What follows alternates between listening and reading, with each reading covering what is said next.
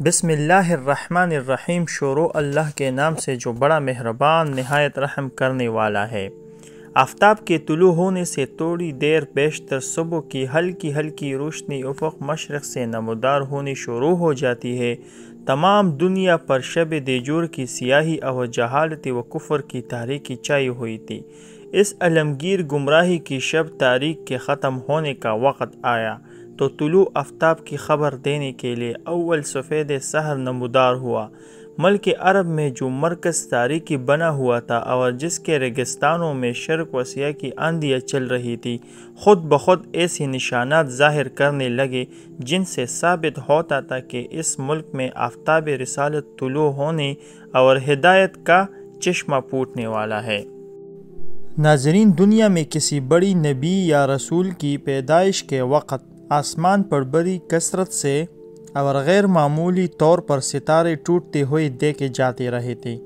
چنانچہ اسی کثرت سے غیر معمولی طور پر حضور صلی اللہ علیہ وسلم کی پیدائش کے قریب شہاب ثاقب آسمان پر نمودار ہوئے، اور علماء اہل کتاب نے حکم لگایا کہ یہ نبی آخر زمان کی پیدائش کا زمانہ ہے۔ چنانچہ 9 ربیع الاول 22 اپریل 571 کو بعد از صبح صادق اور قبل از طلوع آفتاب حضرت محمد صلی اللہ علیہ وسلم پیدا ہوئی۔ ناظرین، حضرت محمد صلی اللہ علیہ وسلم کے دادا کا نام عبد المطلب تھا اور وہ مکہ میں قریش کے سردار تھے۔ حضرت مطلب کے 6 بیٹیاں اور 13 بیٹے تھے۔ حضرت مطلب نے اپنے بیٹے عبداللہ کی شادی قریش کے معزز گھرانے میں آمنہ بنت وہب سے کر دی تھی۔ اس وقت عبداللہ کی عمر 24 سال کی تھی۔ شادی کے چند روز بعد عبد المطلب نے عبداللہ کو ایک تجارتی قافلے کے ساتھ بعرض تجارت ملک و شام کی طرف روانہ کیا۔ واپسی میں عبداللہ بیمار ہو کر مدینہ میں اپنے رشتہ داروں کے پاس ٹھہر گئے اور اپنی بیماری کا حال باپ کے پاس کہلا بھیجوایا۔ مکہ میں جب عبداللہ کی بیماری کا حال عبد المطلب کو معلوم ہوا تو انہوں نے اپنے بیٹے حارث کو عبداللہ کی خیرگیری اور مکہ میں بحفاظت واپس لانے کے لیے بھیجا۔ حارث کے مدینہ پہنچنے سے پہلے ہی عبداللہ فوت ہو کر اپنے رشتہ دار بنو نجار کے قبرستان میں مدفون ہو چکے تھے۔ حارث نے مکہ میں واپس آ کر یہ روح فرسا اور جاگوسر خبر حضرت عبد المطلب کو سنائی۔ حضرت عبداللہ نے اپنے بعد چند اونٹ، چند بکریاں اور ایک لونڈی ایمن چھوڑا تھا۔ حضور صلی اللہ علیہ وسلم ابھی شکم مادری میں تھے کہ یتیم ہو گئے۔ آپ صلی اللہ علیہ وسلم کے والد عبداللہ کی عمر 25 سال ہی کی تھی کہ فوت ہو گئے۔ ماں نے آپ کا نام احمد رکھا۔ عبد المطلب نے اس پوتے کا نام محمد رکھا۔ ابو الفدا کی روایت کے موافق لوگوں نے تعجب کے ساتھ عبد المطلب سے دریافت کیا کہ آپ نے اپنے خاندان کے مروجہ ناموں کو چھوڑ کر یہ نیا نام کیوں اختیار کیا؟ حضرت عبد المطلب نے جواب دیا، اس لیے کہ میرا پوتا دنیا بھر کی ستائش و تعریف کا شایع قرار پائے۔ ناظرین، مورخین نے یہ بھی روایت کی ہے کہ جب آپ صلی اللہ علیہ وسلم پیدا ہوئے، ٹھیک اسی وقت کسرائے نوشیروان کے محل میں سخت زلزلہ آیا اور اس کے 14 کنگڑے گر گئے۔ استحر کا مشہور آتش کدہ دفعتاً بجھ گیا۔ عبد المطلب نے آپ کی پیدائش کے 7ویں دن اس خوشی میں قربانی کی اور تمام قریش کو دعوت دی۔ ابتدا بعد ولادت 7 روز تک صوبیہ نے جو ابو لہب بن عبد المطلب کی آزاد کردہ لونڈی تھی، رسول اللہ صلی اللہ علیہ وسلم کو دودھ پلایا۔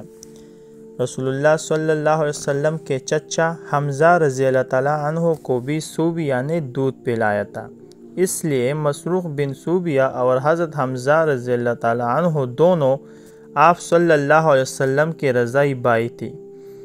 8ویں روز شرفائے عرب کے دستور کے موافق آپ صلی اللہ علیہ وسلم قوم حوازن کے قبیلہ بنی سعد کی ایک خاتون حلیمہ کے سپرد کیے گئے کہ وہ بطور دائیں آپ صلی اللہ علیہ وسلم کو دودھ پلائے اور اپنے پاس رکھ کر پرورش کرے۔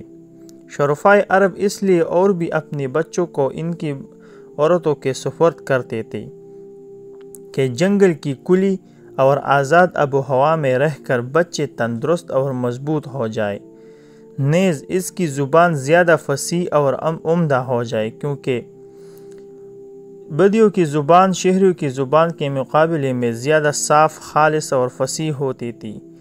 حلیمہ سعدیہ سال میں 2 مرتبہ یعنی ہر 6 مہینے بعد آپ صلی اللہ علیہ وسلم کو مکہ میں لا کر آپ صلی اللہ علیہ وسلم کی والدہ آمنہ اور آپ صلی اللہ علیہ وسلم کے دادا عبد المطلب کو دکھائی جاتی تھی۔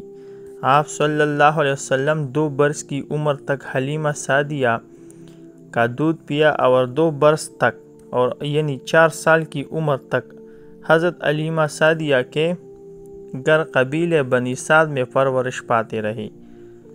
جب آپ صلی اللہ علیہ وسلم کی عمر 4 برس کی ہو گئی تو آپ صلی اللہ علیہ وسلم کی والدہ آمنہ نے اپنے پاس مکہ میں رکھ لیا۔ 2 برس کے بعد جب کہ آپ صلی اللہ علیہ وسلم کی عمر 6 سال کی تھی تو آپ صلی اللہ علیہ وسلم کی والدہ آپ صلی اللہ علیہ وسلم کو ہمراہ لے کر اپنی عزیز و اقارب سے ملنے مدینہ منورہ کی طرف تشریف لے گئی۔ 1 مہینہ رہ کر وہاں سے واپسی کے وقت ابوہ میں پہنچ کر حالت مسافری میں بی بی آمنہ کا انتقال ہو گیا اور آپ صلی اللہ علیہ وآلہ وسلم کی پرورش و نگرانی کا کام آپ صلی اللہ علیہ وسلم کے دادا عبد المطلب نے اپنی ذمہ لیا۔ 2 برس تک عبد المطلب کی سرپرستی و نگرانی میں پرورش پا کر آپ صلی اللہ علیہ وسلم 8 سال کی عمر کو پہنچے تھے کہ حضرت عبد المطلب کا بھی انتقال ہو گیا۔ اب عبد المطلب کا جنازہ اٹھا تو آپ صلی اللہ علیہ وسلم چشم پر آپ جنازہ کے ساتھ تھے۔ حضرت عبد المطلب نے مرنے سے پہلے آپ صلی اللہ علیہ وسلم کے متعلق یہ انتظام کر دیا تھا کہ آپ صلی اللہ علیہ وسلم کو اپنے بیٹے ابو طالب کی کفالت میں دے کر خاص طور پر وصیت کی تھی کہ اس لڑکے یعنی اپنی بھتیجے کی خیر گیری میں کوتاہی نہ کرنا۔ حضرت ابو طالب حضور صلی اللہ علیہ وسلم کو اپنے بچوں سے بڑھ کر عزیز رکھتے اور کبھی آپ صلی اللہ علیہ وسلم کو اپنی آنکھوں سے اوجھل نہ ہونے دیتے، حتیٰ کہ رات کے وقت بھی اپنے پاس ہی سلاتے تھے۔ جب آپ صلی اللہ علیہ وسلم کی عمر 12 سال کی تھی کہ ابو طالب ایک تجارتی قافلے کے ہمراہ کچھ مال تجارت لے کر شام کی طرف جانے لگے۔ آپ صلی اللہ علیہ وسلم کو مکہ ہی میں چھوڑنا چاہا، چونکہ آپ صلی اللہ علیہ وسلم ابو طالب کی کفالت میں آ کر ہمہ وقت ان کے ساتھ رہتے تھے، اس جدائی کو برداشت نہ کر سکے۔ ابو طالب نے بھتیجے کی دلشکنی گوارا نہ کی اور آپ صلی اللہ علیہ وسلم کو اپنے ہمراہ ملک شام کی طرف لے گئے۔ ملک شام کے جنوبی حصے میں ایک مقامی بصرہ ہے۔ جب قافلہ وہاں پہنچا تو ایک عیسائی راہب نے جو وہاں رہتا تھا اور جس کا نام بحیرہ تھا، آپ صلی اللہ علیہ وسلم کو دیکھا اور پہچان لیا کہ یہی نبی آخر زماں ہے۔ بحیرہ ابو طالب کے پاس آیا اور کہا، یہ تمہارا بھتیجا نبی مبعوث ہونے والا ہے، اس کے اندر وہ علامات موجود ہے جو نبی آخر زماں کے متعلق تورات انجیل میں لکھی ہے، لہٰذا مناسب یہ ہے کہ تم اس کو آگے نہ لے جاؤ اور یہودیوں کے ملک میں داخل نہ ہو، مبادا اس کو کوئی تکلیف نہ پہنچے۔ ابو طالب نے بحیرہ راہب کی یہ باتیں سن کر اپنا مال جلدی وہی فروخت کر دیا اور آپ صلی اللہ علیہ وسلم کو لے کر مکہ مکرمہ کی طرف واپس چلے آئے۔ ایک روایت میں یہ بھی ہے کہ ابو طالب نے بحیر راہب کی باتیں سن کر آپ صلی اللہ علیہ وسلم کو وہیں سے مکہ کی طرف واپس بھجوا دیا اور خود قافلے کے ہمراہ آگے چلے گئے۔ مکہ میں حضور صلی اللہ علیہ وسلم جوان ہوئے تو آپ صلی اللہ علیہ وسلم کو تجارت کی طرف توجہ ہوئی۔ آپ صلی اللہ علیہ وسلم ابو طالب نے بھی آپ صلی اللہ علیہ وسلم کے لیے اسی شعور کو پسند کیا۔ حضور صلی اللہ علیہ وسلم تجارتی قافلوں کے ہمراہ مال و تجارت لے کر کئی مرتبہ گئے اور ہر مرتبہ منافع پایا۔ ان سفروں میں لوگوں نے آپ صلی اللہ علیہ وسلم کی دیانت و امانت اور خوش معاملگی کا بغور معائنہ کیا۔ نیز شہر مکہ میں جن لوگوں سے بھی آپ صلی اللہ علیہ وسلم کا معاملہ ہوا، سب ہی نے آپ صلی اللہ علیہ وسلم کو بے حد امین، صادق، راست کردار اور خوش معاملہ پایا۔ قبیلے بنو اسد کی ایک معزز خاتون خدیجہ رضی اللہ تعالیٰ عنہ بنت حولت قریش میں ایک مالدار عورت سمجھی جاتی تھی۔ وہ بیوہ تھی۔ خدیجہ رضی اللہ تعالیٰ عنہ اپنی کارندوں کے ہاتھ ہمیشہ شام، عراق اور یمن کی طرف مال و تجارت روانہ کیا کرتی تھی۔ حضور صلی اللہ علیہ وسلم کی دیانت و امانت کا شہرہ سن کر انہوں نے اپنی بھتیجی قطیمہ کی معرفت اس کی امر کی خواہش ظاہر کی کہ حضور صلی اللہ علیہ وسلم ان کا مال تجارت لے کر شام کی طرف جائے اور بطور کارندہ خدمات تجارت انجام دے۔ آپ صلی اللہ علیہ وسلم نے اپنے چچا ابو طالب کے مشورے کے بعد اس خواہش کو منظور کیا اور خدیجہ رضی اللہ عنہ نے آپ صلی اللہ علیہ وسلم کے معقول معاوضہ مقرر کر دیا۔ آپ صلی اللہ علیہ وسلم کی دیانت، امانت، خوش اخلاقی، پاک بازی، شرافت وغیرہ خدیجہ کبریٰ رضی اللہ تعالیٰ عنہ سے پوشیدہ نہ تھی۔ اگرچہ مکہ کے شرفاء و امراء میں سے ہر ایک خدیجہ کبریٰ رضی اللہ تعالیٰ عنہ سے نکاح کا آرزومند تھا، مگر انہوں نے خود نفیسہ نامی عورت کے ذریعے اور بعض روایت دیگر یہ کہ عاتقہ بنت عبد المطلب کے ذریعہ حضور صلی اللہ علیہ وسلم کی خدمت میں شادی کا پیغام بھیجا۔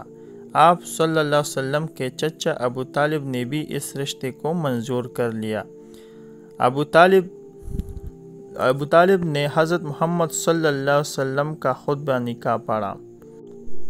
نکاح کے وقت آپ صلی اللہ علیہ وسلم کی عمر 25 سال کی تھی اور حضرت خدیجہ الکبریٰ رضی اللہ تعالیٰ عنہ کی عمر 40 سال کی تھی۔ حضور صلی اللہ علیہ وسلم کے 3 بیٹے اور 4 بیٹیاں تھیں۔